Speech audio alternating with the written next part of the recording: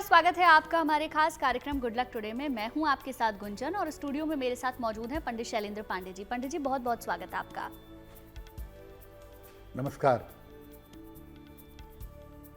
आज हम बात करने वाले हैं देवी के 10 रूपों के बारे में, जिसे 10 महाविद्या कहा जाता है, और इसके बारे में विस्तार से जानेंगे पंडित जी से। लेकिन सबसे पहले बात कर लेते हैं गुड लक मंत्र की।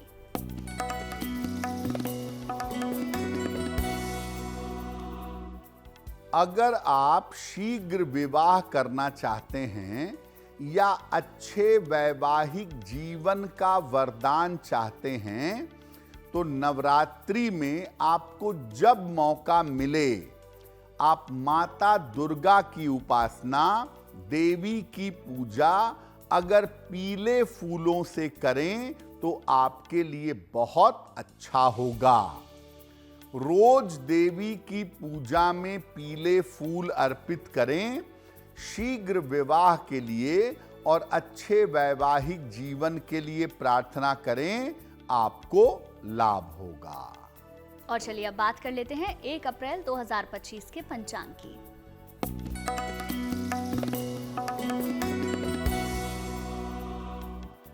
दिनांक 1 अप्रैल 2025 दिन मंगलवार। तिथि है चैत्र शुक्ल पक्ष की चतुर्थी तिथि। नक्षत्र है भरणी नक्षत्र। प्रातः 11:06 तक। चंद्रमा मेष राशि में संचरण कर रहे हैं। शाम के 4:30 तक। राहु काल का समय दोपहर 3 बजे से लगभग 4:30 तक। उत्तर दिशा की तरफ यात्रा करने की मनाही है, लेकिन अगर यात्रा करना जरूरी है, मजबूरी है, तो जरा सा गुड़ खाकर और भगवान का स्मरण करके यात्रा करेंगे तो मुश्किल से बचे रहेंगे। पंडित जी, सबसे पहले आपसे ये जानना चाहेंगे कि आखिर माँ का 10 महाविद्या स्वरूप है क्या, इसके बारे में बताएं। जी देखिए, माता के बहुत सारे स्वरूप हैं शास्त्रों के अनुसार, और उसमें एक बड़ा विशेष स्वरूप है 10 महाविद्या का स्वरूप। क्या है ये? देखिए, माता की पूजा 2 तरीके से की जाती है। एक है सामान्य पूजा या वैदिक पूजा, वैदिक रूप से पूजा, जिसमें नव दुर्गा की उपासना की जाती है। माता की एक तंत्र की पूजा भी होती है, तांत्रिक पूजा भी होती है, जिसमें 10 महाविद्या की उपासना की जाती है। 10 महाविद्या की उपासना देवी की सर्वोच्च उपासना मानी जाती है, और इसमें देवी की 10 विद्याओं से, देवी के 10 स्वरूपों से हर तरह की मनोकामना पूरी की जा सकती है। देवी का जो तंत्र है, शाक्त तंत्र, ये पूजा तंत्र की पूजा है। इसीलिए बिना पूरी जानकारी के आप शाक्त तंत्र की पूजा नहीं कर सकते। नवरात्रि में अगर आप 10 महाविद्या की पूजा का विधान जानते हैं और पूजा करते हैं तो कोई भी मनोकामना आपकी पूरी हो सकती है। देखिए, सामान्यतः हम 9 दुर्गा को 9 दुर्गा कहते हैं, 9 देवियां कहते हैं, लेकिन 10 महाविद्या को 10 देवियां या 10 दुर्गा नहीं कहते हैं, उन्हें 10 महाविद्या कहते हैं। तो दरअसल ये 10 तरह की विद्याएं हैं, तंत्र की विद्याएं हैं, तंत्र की साधनाएं हैं और तंत्र की सिद्धियां हैं। इसीलिए इसको तंत्र विद्या की देवियां कहें तो ज्यादा उचित होगा। चलिए बात दैनिक भाग्यफल की कर लेते हैं। जानेंगे मेष, वृष और मिथुन राशि का दैनिक भाग्यफल।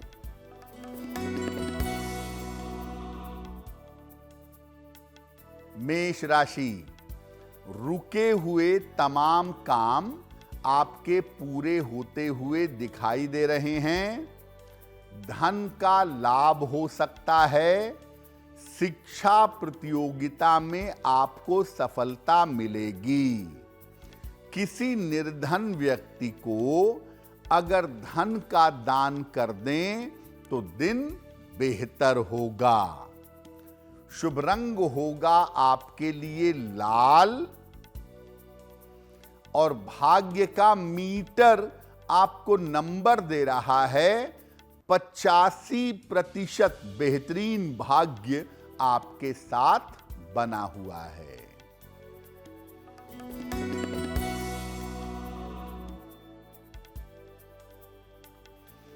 वृषभ राशि, स्वास्थ्य का ध्यान रखें। वाहन सावधानी से चलाएंगे। शाम से स्थितियां बेहतर हो जाएंगी। किसी निर्धन व्यक्ति को अगर गुड़ का दान कर दें तो दिन की मुश्किलें कम होंगी। शुभ रंग होगा आपके लिए क्रीम और भाग्य का मीटर आपको नंबर दे रहा है 65%। जितनी मेहनत करेंगे उतना ही आपको लाभ होगा।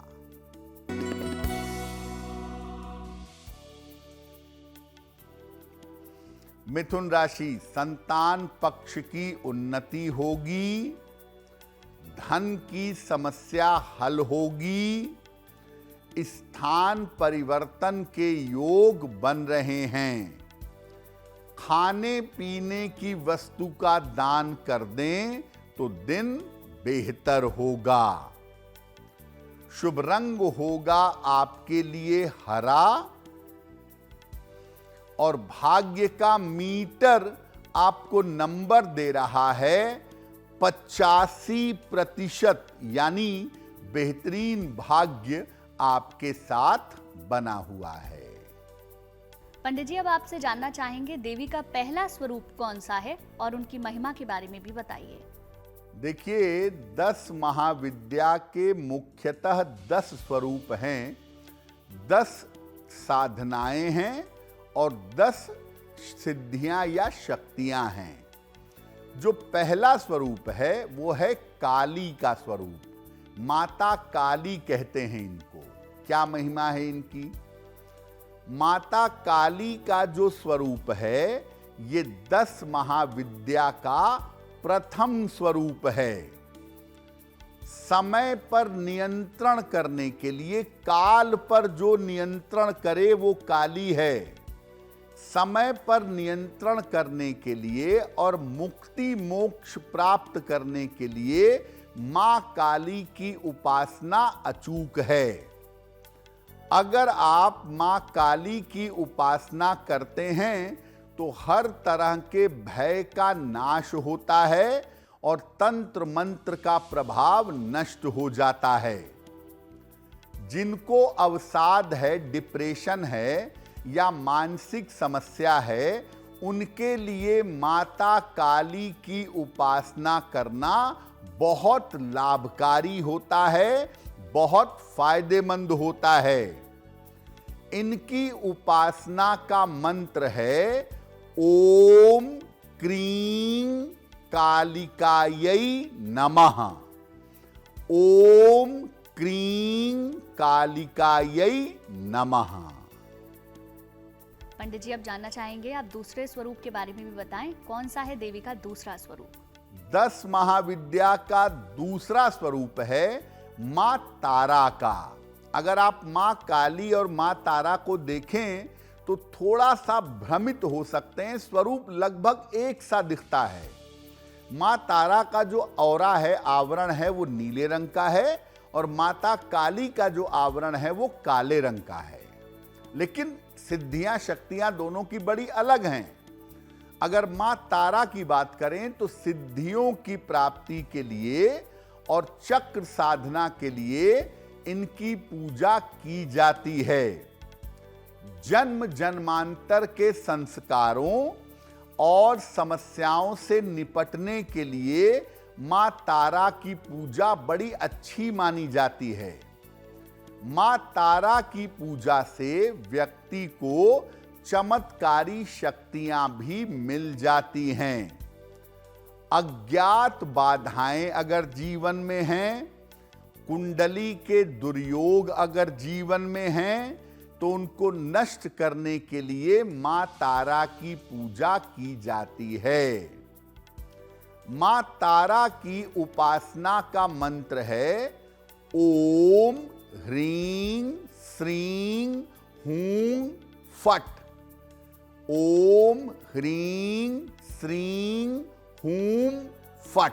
पंडित जी, 2 स्वरूपों के बारे में आपने बताया, आखिर देवी का तीसरा स्वरूप कौन सा है उसके बारे में भी बताएं।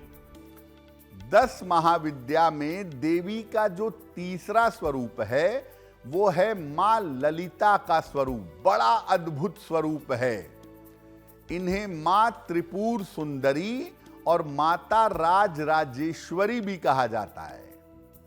इनको धन और संपन्नता की अधिष्ठात्री देवी माना जाता है।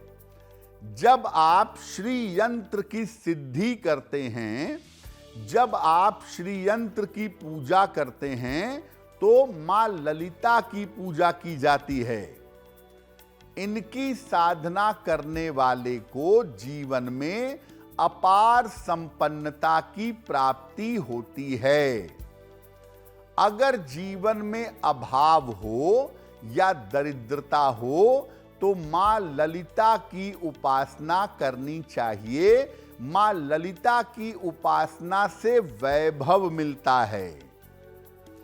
इनकी उपासना का मंत्र है ह्रीं क ए ई ल ह्रीं ह स क ह ल ह्रीं स क ल ह्रीं।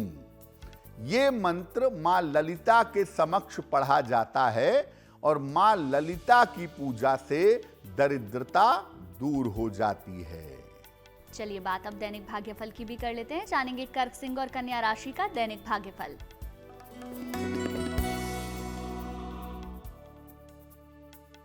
कर्क राशि, आपके महत्वपूर्ण काम इस समय बन जाएंगे। करियर में आपको सफलता मिलेगी। कोई लाभदायक यात्रा आपकी हो सकती है।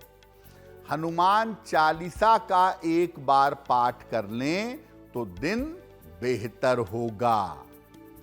शुभ रंग होगा आपके लिए सफेद और भाग्य का मीटर आपको नंबर दे रहा है 80%। बहुत अच्छा भाग्य आपके साथ बना हुआ है।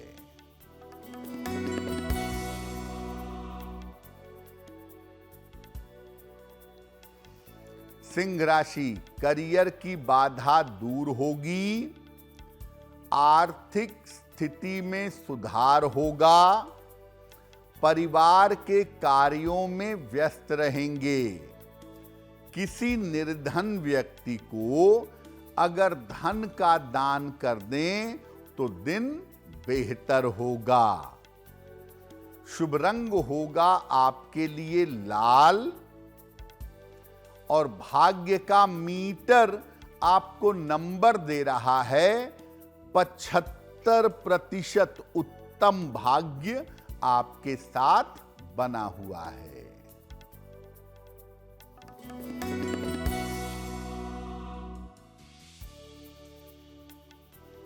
कन्या राशि, खान पान में सावधानी रखें।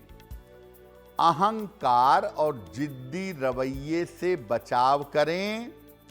किसी मित्र की सहायता इस समय प्राप्त होगी। किसी निर्धन व्यक्ति को अगर गुड़ का दान कर दें तो दिन की मुश्किलें कम हो जाएंगी। शुभ रंग होगा आपके लिए हरा और भाग्य का मीटर आपको नंबर दे रहा है 65%। जितनी मेहनत करेंगे उतना ही आपको लाभ होगा। और अब वक्त हो गया है आज के पहले सवाल को लेने का। तो पंडित जी से जानते हैं आज का पहला सवाल हमें किसने और कहां से भेजा है। बताएं पंडित जी। जी,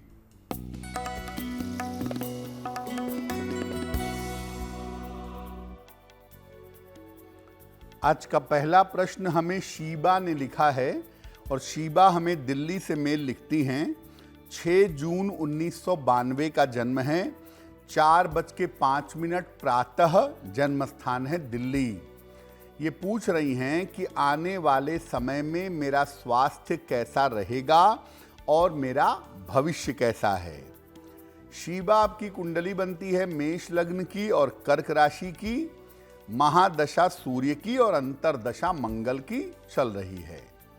देखिए, आपको मुख्यतः चोट चपेट से बचना होगा। हड्डियों की और आंखों की समस्याओं का इस साल ध्यान बनाए रखना होगा। लेकिन अगर हम आने वाले समय को देखें तो आने वाले समय में आपका जीवन और आपका भविष्य बेहतर है। उसमें ज्योतिष के हिसाब से कोई समस्या नहीं है। फिलहाल आप ऐसा करिए, एक माणिक्य बनवा के पहन लीजिए। 6 से 8 रत्ती का माणिक्य तांबे या सोने की अंगूठी में, दाहिने हाथ की अनामिका अंगुली में रविवार की प्रातः एक माणिक्य पहन लें। रोज सुबह सूर्य भगवान को जल अर्पित करके प्रार्थना करें। अगर आप ऐसा नियमित रूप से करें तो आपकी मुश्किलें हल हो जाएंगी। आज का दूसरा सवाल हम लें उससे पहले जरूरी जानकारी आपके लिए ये है, अगर आपका कोई सवाल है, आप उसे पंडित जी से पूछना चाहते हैं तो आप हमें मेल लिख सकते हैं। हमारी ईमेल आईडी आपकी टेलीविजन स्क्रीन पर फ्लैश हो रही है। बताएं पंडित जी, आज का दूसरा सवाल किसने भेजा है। जी,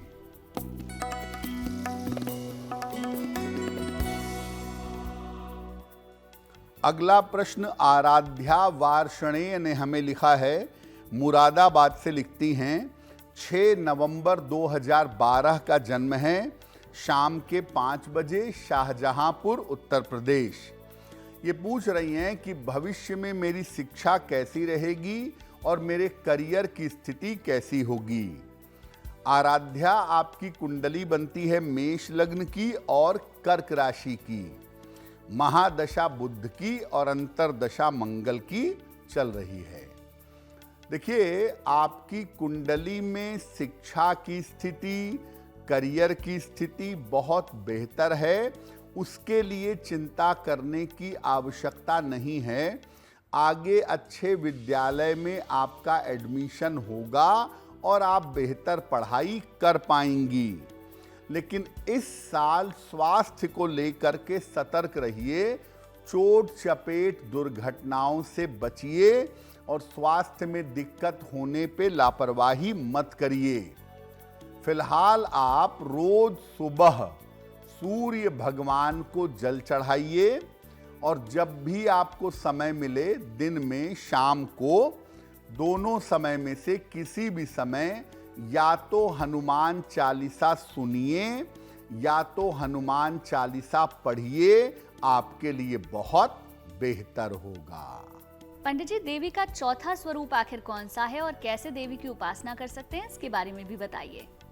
अब बात करते हैं 10 महाविद्या के चौथे स्वरूप के बारे में, जिनका नाम है माता भुवनेश्वरी।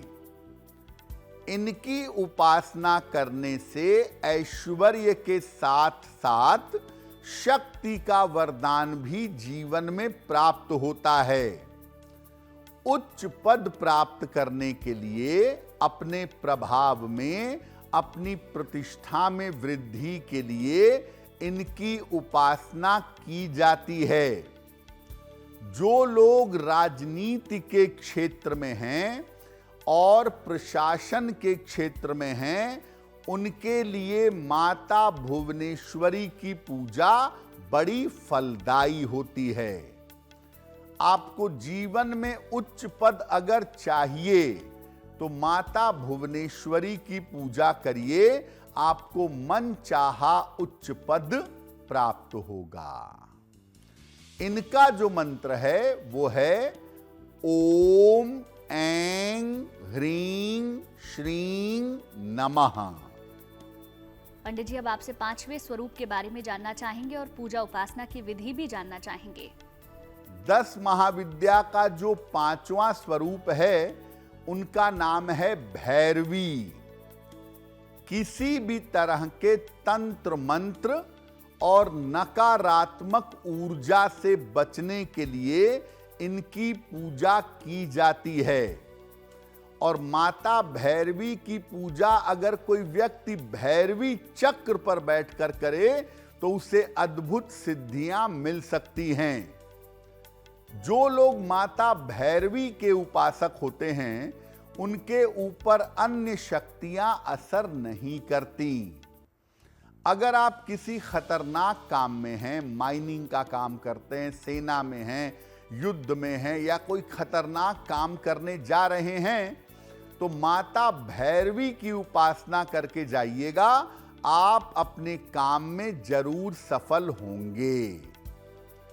माता भैरवी का मंत्र है ओम ह्रीं भैरवी क्लौं ह्रीं स्वाहा। ओम ह्रीं भैरवी क्लौं ह्रीं स्वाहा। माता भैरवी की पूजा करने वाले साधक का चेहरा अलग से चमकता हुआ दिखाई देता है। पंडित जी, आखिर देवी का छठा स्वरूप कौन सा है और कैसे हम देवी की उपासना कर सकते हैं, ये बताइए। 10 महाविद्या का जो 6वां स्वरूप है उसका नाम है छिन्नमस्ता। माता ने अपना गला काट दिया है, रक्त की 3 धाराएं निकल रही हैं, 2 अलग अलग देवियों के मुख में जा रही हैं और एक धारा अपने ही सर के मुख में जा रही है। छिन्नमस्ता बड़ा तंत्र का अद्भुत स्वरूप मानते हैं।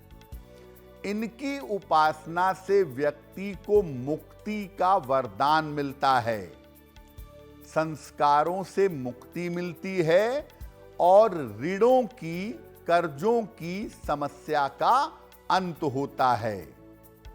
माता छिन्नमस्ता की पूजा करने से व्यक्ति के शरीर का कायाकल्प हो जाता है, शरीर की सारी निगेटिविटी समाप्त हो जाती है। अगर असाध्य रोग हैं या गंभीर रोग हैं तो इनसे मुक्ति पाने के लिए माता छिन्नमस्ता की पूजा करनी चाहिए। इनका मंत्र है ओम ह्रीं क्लीं ऐं वज्र वैरोचन्यै हूं हूं फट स्वाहा। चलिए बात आगे की राशियों की जानेंगे। तुला, वृश्चिक और धनु राशि का दैनिक भाग्यफल।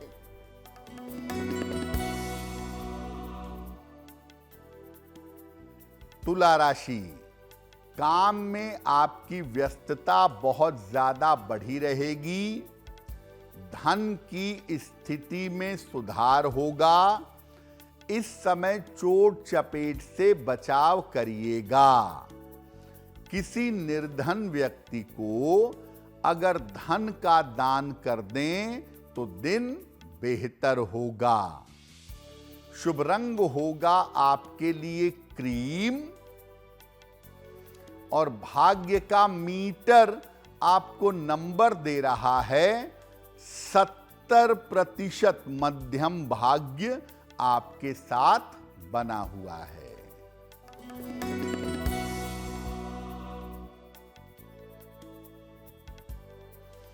वृश्चिक राशि, परिवार में व्यस्तता रहेगी। धन लाभ के योग बन रहे हैं। बड़ों की सलाह से लाभ होगा। हनुमान चालीसा का अगर एक बार पाठ कर लें तो दिन बेहतर होगा। शुभ रंग होगा आपके लिए नारंगी और भाग्य का मीटर आपको नंबर दे रहा है 75% उत्तम भाग्य आपके साथ बना हुआ है।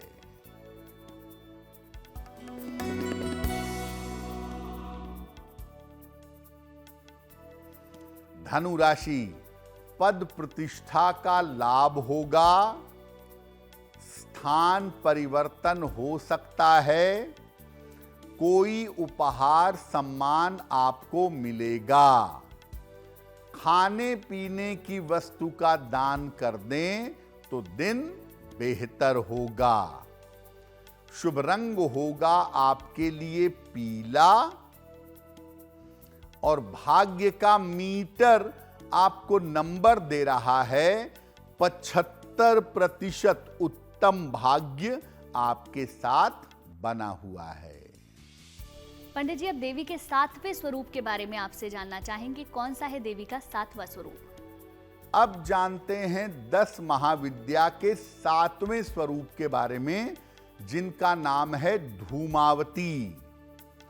इनकी उपासना करने से व्यक्ति को वैराग्य मिलता है।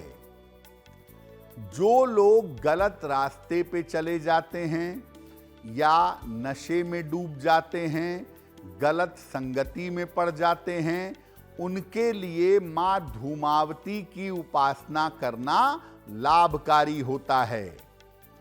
लेकिन महिलाओं को इनकी उपासना करना वर्जित है। माता धूमावती की उपासना का मंत्र है ओम धूम धूम धूमावती दैव्ये स्वाहा। पंडित जी, अब ये भी बताएं कि 8वां स्वरूप कैसा है और कैसे हम देवी को प्रसन्न कर सकते हैं? 10 महाविद्या का जो 8वां स्वरूप है, उससे हम अपने सामान्य जीवन में भी परिचित हैं और सामान्य जीवन में भी उनकी पूजा करते हैं। उनका नाम है मां बगलामुखी। शत्रु नाश के लिए और मुकदमे में विजय के लिए माता बगलामुखी की उपासना की जाती है।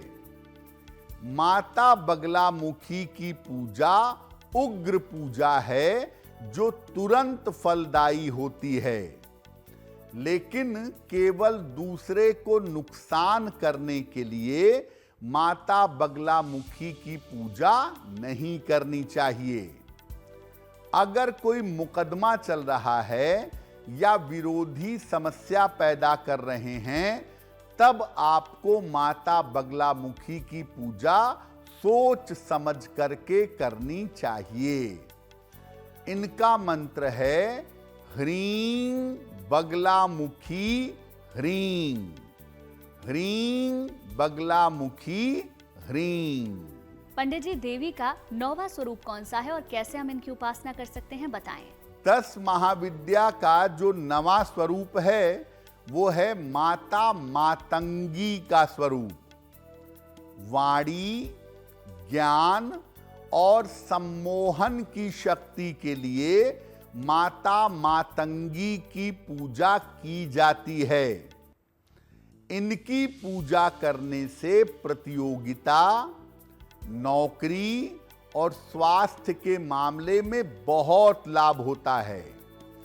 माता मातंगी की पूजा से गंधर्व विद्या की प्राप्ति होती है, जिससे आदमी बहुत कलाकार, वाणी में सिद्ध और बहुत संगीत आदि में निपुण हो जाता है।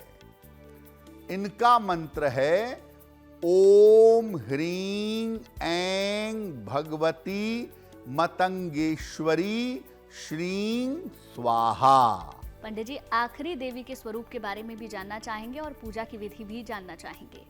10 महाविद्या का जो अंतिम स्वरूप है वो है माता कमला का स्वरूप। इनकी उपासना करने से रूप, सौंदर्य, अपार धन और संपत्ति की प्राप्ति होती है। जीवन में दरिद्रता का नाश होता है और कर्जों से आपको छुटकारा मिलता है।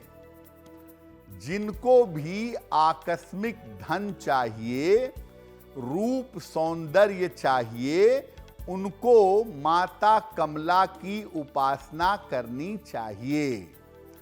कभी कभी लोग माता लक्ष्मी और माता कमला में कंफ्यूज होते हैं। दिखने में, प्रभाव, स्वभाव में लगभग एक तरह की हैं, लेकिन मां कमला तंत्र साधना की देवी हैं। याद रखिए, तंत्र सिद्धि का नाम है कमला। और माता लक्ष्मी को तो आप जानते ही हैं, धन की अधिष्ठात्री देवी हैं, नारायण की पत्नी हैं। माता कमला का मंत्र है ओम ह्रीं श्रीं कमले कमलालये प्रसीद प्रसीद महालक्ष्मी नमः। और अब बात कर लेते हैं आखिरी 3 राशियों की। जानेंगे मकर, कुंभ और मीन राशि का दैनिक भाग्यफल।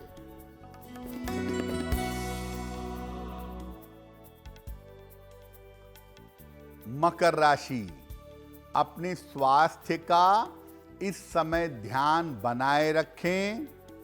ऑफिस में विवादों से बचें। शाम से स्थितियों में सुधार होना शुरू होगा। किसी निर्धन व्यक्ति को अगर गुड़ का दान कर दें तो दिन की मुश्किलें कम हो जाएंगी। शुभ रंग होगा आपके लिए आसमानी। और भाग्य का मीटर आपको नंबर दे रहा है 65%। जितनी मेहनत करेंगे उतना ही आपको लाभ होगा।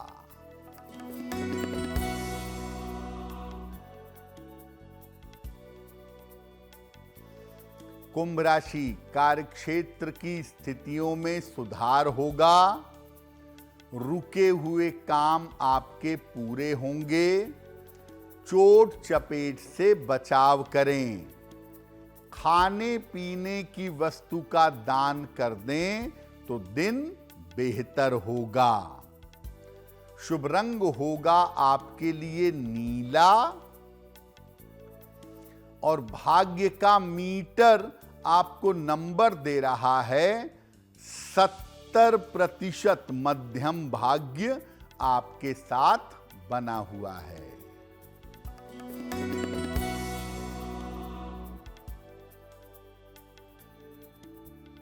मीन राशि, करियर में सुधार होगा। रिश्तों की समस्या हल होगी। धन लाभ के योग बन रहे हैं। हनुमान चालीसा का एक बार पाठ कर लें तो दिन बेहतर होगा। शुभ रंग होगा आपके लिए पीला। और भाग्य का मीटर आपको नंबर दे रहा है 75%। उत्तम भाग्य आपके साथ बना हुआ है। और अब वक्त हो गया है आज के तीसरे सवाल को लेने का। तो पंडित जी से जानते हैं आज का तीसरा सवाल हमें किसने और कहां से भेजा है। बताएं पंडित जी। जी,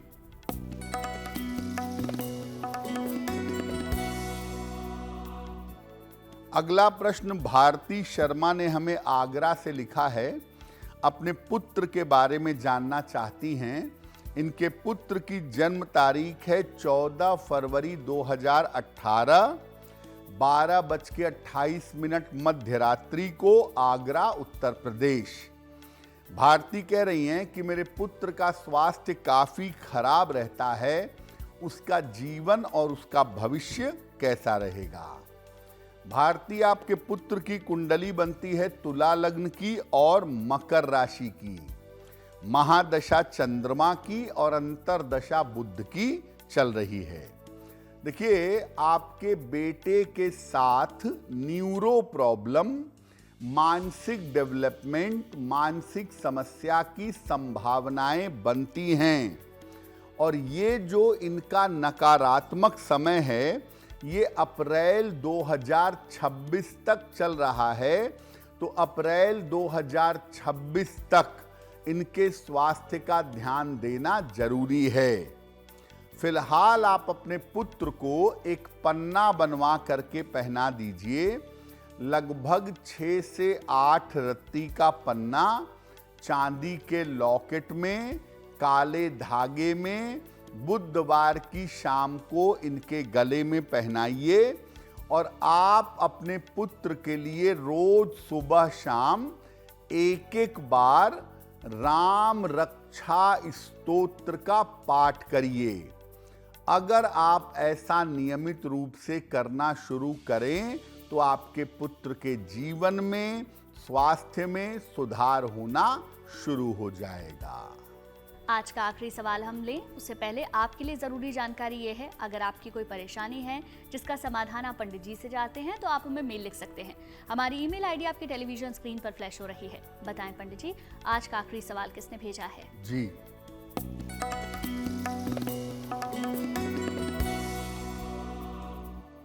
आज का अंतिम प्रश्न शकुंतला त्यागी जी ने हमें लिखा है।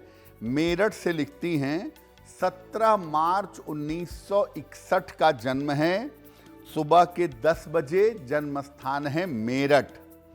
शकुंतला जी कह रही हैं कि मुझे मानसिक चिंता बहुत होती है और इस समय मेरी मानसिक अशांति बहुत बढ़ी हुई है। छोटी छोटी बातों से मैं परेशान हो रही हूं, तो मैं क्या करूं जिससे मेरे मन की स्थिति बेहतर हो जाए। शकुंतला जी, आपकी कुंडली बनती है वृषभ लग्न की और मीन राशि की। महादशा चंद्रमा की और अंतरदशा राहु की चल रही है। एक तो देखिए, चंद्र राहु की पोजीशन कुंडली में ठीक नहीं है और दूसरे आपका जन्म अमावस्या के आसपास का है, जिसकी वजह से आपका मन और आपका चंद्रमा कमजोर है। अभी मैं कहूंगा कि अक्टूबर 2025 तक आपको थोड़ी बहुत परेशानी रह सकती है। अक्टूबर 25 के बाद स्थितियां बेहतर होनी शुरू हो जाएंगी। एक पन्ना बनवा करके पहनिए, लगभग 7-8 रत्ती का पन्ना, चांदी की अंगूठी में, दाहिने हाथ की सबसे छोटी उंगली में। बुधवार की शाम को एक पन्ना पहने और सुबह शाम दोनों समय 108 बार अगर नमः शिवाय का जप करें। दिन में खाते पीते, चलते फिरते, उठते बैठते भी अगर आप नमः शिवाय का जप करें तो आपको लाभ होगा। और चलिए अब बात कर लेते हैं उनकी जिनका जन्मदिन आता है 1 अप्रैल को। उनका ये पूरा साल कैसा रहेगा, जानते हैं पंडित जी से।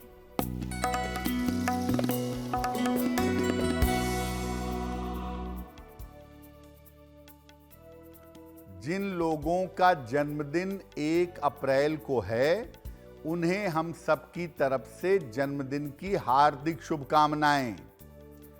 आने वाले वर्ष में अपने स्वास्थ्य का बहुत ध्यान रखिएगा। शुरुआत में बहुत संघर्ष होगा, लेकिन धीरे धीरे धन और करियर की स्थिति उत्तम हो जाएगी। अगर आप अविवाहित हैं तो अविवाहितों का विवाह इस साल हो सकता है। क्या उपाय करेंगे? पूरे साल भर सूर्य भगवान की उपासना करें तो आपको लाभ होगा। और अब वक्त हो गया है आज की जिज्ञासा को जानने का। आज की जिज्ञासा ये है, क्या नवरात्रि में माता लक्ष्मी की पूजा की जा सकती है? बताएं पंडित जी।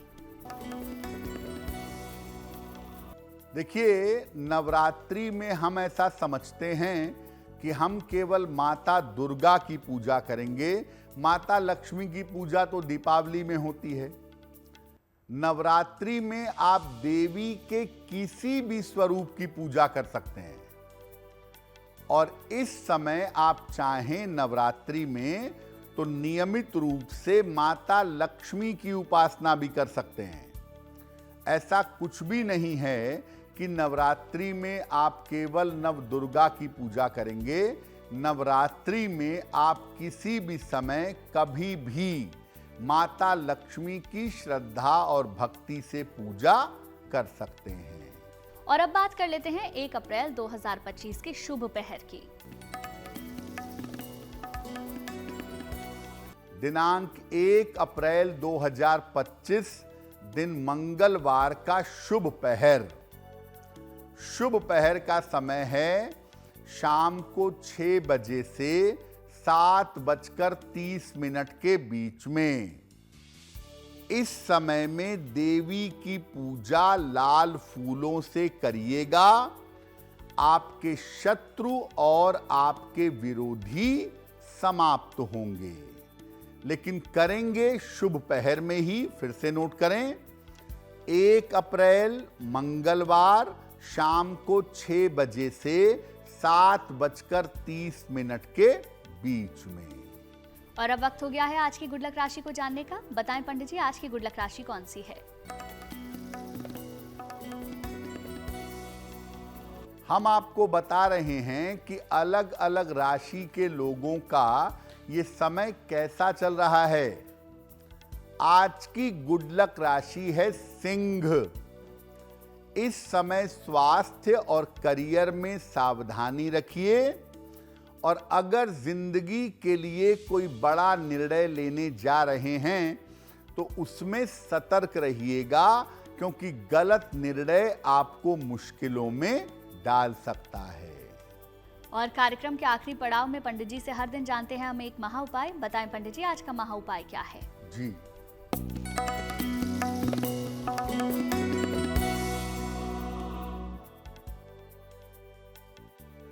आज के महा उपाय में बताते हैं कि नवरात्रि में अगर आप किसी भी तरह के तंत्र मंत्र को काटना चाहते हैं तो क्या करेंगे? एक सूखा नारियल ले लीजिए, गरी का गोला भी बहुत लोग कहते हैं उसको। इसको ऊपर से थोड़ा काटकर ढक्कन की तरह निकाल लीजिए। अब इसके अंदर चीनी भर के जो टुकड़ा नारियल का निकाला था उसको वापस ढक्कन की तरह लगा दीजिए। इसको किसी पेड़ के नीचे सीधा गड्ढा खोदकर दबा दीजिए। जैसे जैसे जमीन के कीड़े और चींटियां इसको खाएंगे, वैसे वैसे ही आपकी समस्या समाप्त होनी शुरू हो जाएगी। और ये उपाय करने से तंत्र मंत्र से और नकारात्मक ऊर्जा से आपको छुटकारा मिलेगा। पंडित जी बहुत बहुत शुक्रिया आपका तमाम जानकारी और महा उपाय बताने के लिए। धन्यवाद। चलिए फिर होगी आपसे मुलाकात आपके इस खास कार्यक्रम में, लेकिन अच्छी खबरों के लिए आप देखते रहिए गुड न्यूज टुडे।